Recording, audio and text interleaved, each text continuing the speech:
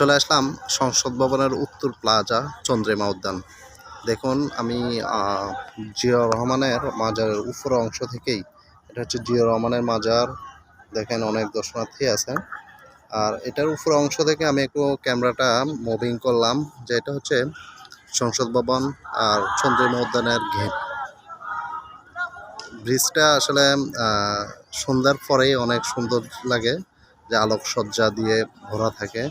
আর এটা হচ্ছে টোটাল চতুর্পাশের ভিউটা আর কি, চন্দ্রিমা উদ্যানের জিয়াউর রহমানের মাজারের চতুর্পাশের যেই পার্কিং যে ভিউটা দেখার মতো।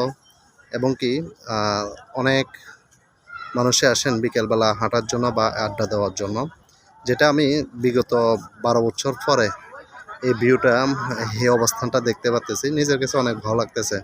আর বিগত 12 বছর আগে যেরকম দেখেছিলাম ঠিক মনে হয় যেন একই রকম রয়ে গেল, কোনো পরিবর্তন বা কোনো কিছুই দেখলাম না আর কি। তো এই যারা এই ঢাকাতে আসেন, এই জিনিসগুলো দর্শনার্থী জিনিসগুলো যারা দেখার ইচ্ছুক চলে আসবেন অবশ্যই সংসদ ভবনের দক্ষিণ প্লাজার চন্দ্রিমা উদ্যান জিয়াউর রহমানের মাজারের সাথে। এই ভিউগুলো আসলে দেখার মতো। রাষ্ট্রীয় অনেকগুলা সম্পদ বা আমাদের রাষ্ট্রের যে আইন প্রণয়নগুলা যেখানে তৈরি করা হয়, এটাই সংসদ ভবন এরিয়াতে আসলেই মোটামুটি নিজেকে বাংলাদেশের একজন নাগরিক, গর্বিত নাগরিক মনে হয়।